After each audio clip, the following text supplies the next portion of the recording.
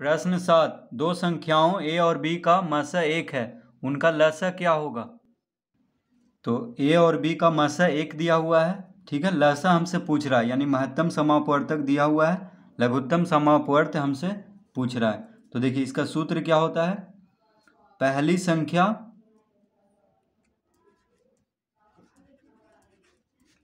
संख्या गुना दूसरी संख्या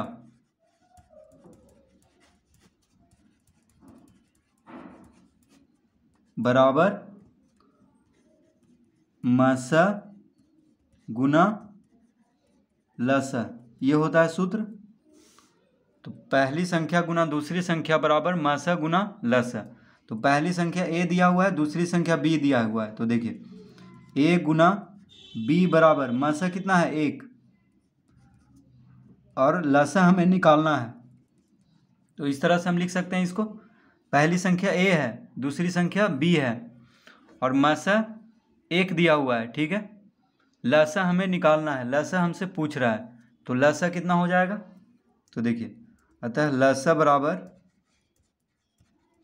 यानी लघुत्तम कितना हो जाएगा, तो a गुना b बटा 1, यानी पहली संख्या गुना दूसरी संख्या बटा मसा।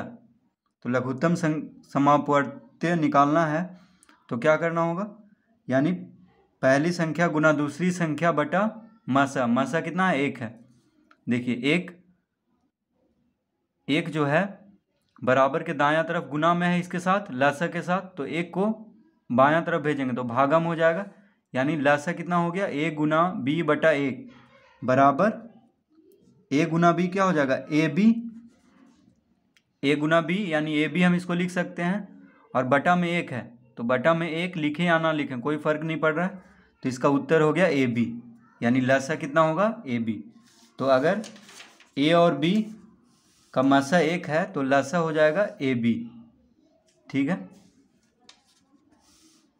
तो इस तरह प्रश्न 7 हल कर लेंगे। प्रश्न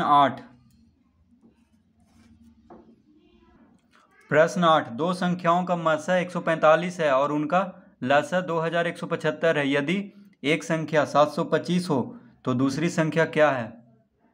तो पहले हम इसका सूत्र लिख लेंगे, पहली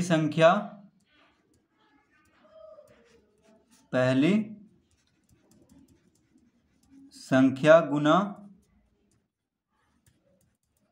दूसरी संख्या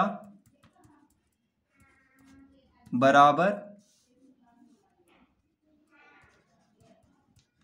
मसा गुना लसा, ये होता है पहली संख्या गुना दूसरी संख्या बराबर मसा गुना लसा, ठीक है। अब यहाँ पे दिया हुआ है दो संख्याओं का मसा 145 है। तो देखिए दो संख्याओं का मसा 145 है और उनका लसा 2175 है। यदि एक संख्या 725 है, तो देखिए एक संख्या 725 है तो दूसरी संख्या क्या है, तो गुना दूसरी संख्या यहाँ पे लिख देंगे,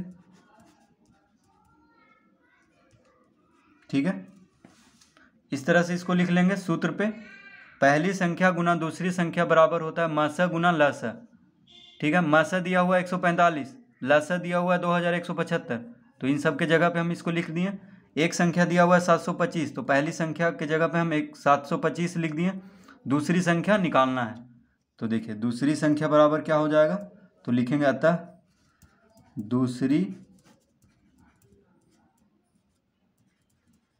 दूसरी संख्या बराबर हो जाएगा 145 गुना 2175 बटा 725।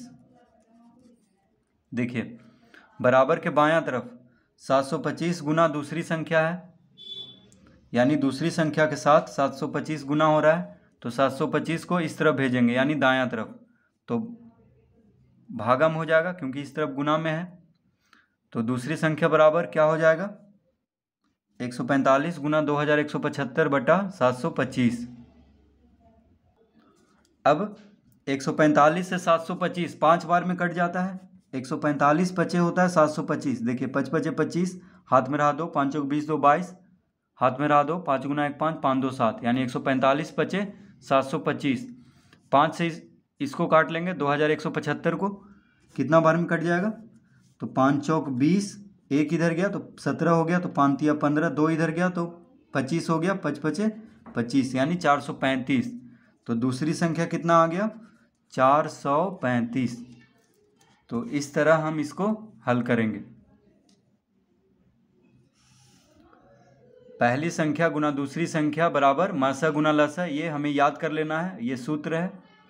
ठीक है, तो दूसरी संख्या आसानी से ज्ञात कर लेंगे अगर पहली संख्या मासा और लसा मालूम हो तो।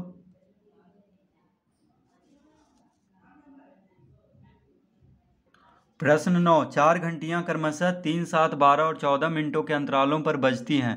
सभी घंटियां 10 बजे सुबह एक साथ बजती हैं, वे पुनः एक साथ कितने बजे बजेंगी? तो प्रश्न 9 तो कह रहा है 4 घंटियां क्रमशः 3, 7, 12 और 14 मिनटों के अंतराल पर बजती हैं। 3, 7, 12 और 14 मिनटों के अंतराल पे। ठीक है, तो पहले हम सबसे पहले इसका लघुत्तम निकाल लेंगे 3, 7, 12 और 14 का। तो 2 से कटेगा, 2 छक 12, 2 सते 14।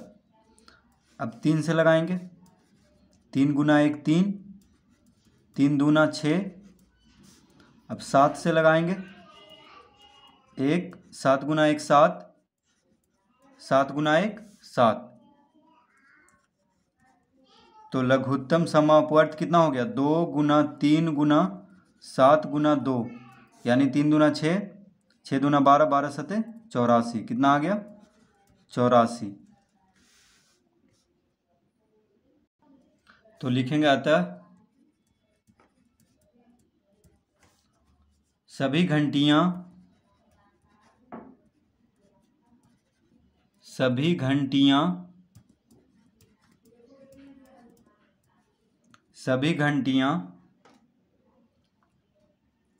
पुनः एक साथ 10 बजकर 84 मिनट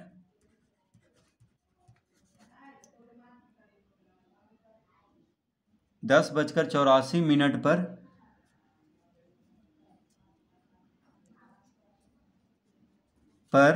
बजेंगी।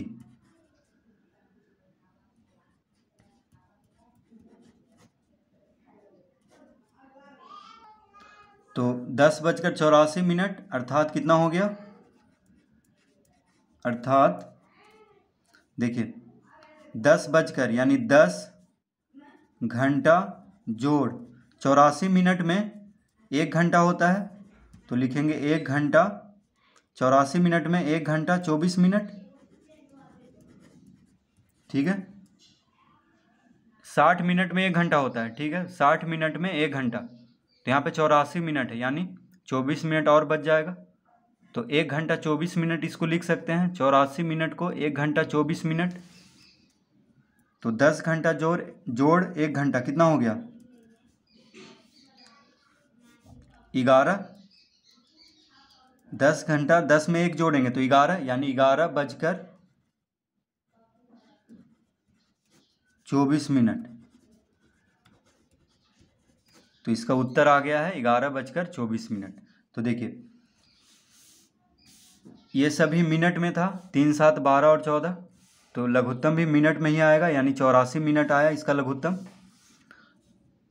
तो ये सभी जो घंटियाँ थी 4 घंटियाँ वो 10 बजे सुबह एक साथ बजती है, 10 बजे सुबह एक साथ बजी थी। ठीक है, तो 84 मिनट यानी 10 बजकर 84 मिनट पर बजेंगी। तो 10 बजकर 84 मिनट तो होता नहीं है घड़ी में, तो इसीलिए तो 10 बजकर यानी 10 घंटा जोड़ 84 मिनट में 1 घंटा 24 मिनट होता है। 84 मिनट में 1 घंटा 24 मिनट, क्योंकि 1 घंटा में 60 मिनट होता है। 60 और 24 हो गया 84, तो 1 घंटा 24 मिनट इसको लिख लेंगे। तो 10 और 1 11 हो गया, यानी 11 बजकर 24 मिनट पर पुनः एक साथ बजेगी चारों घंटियाँ।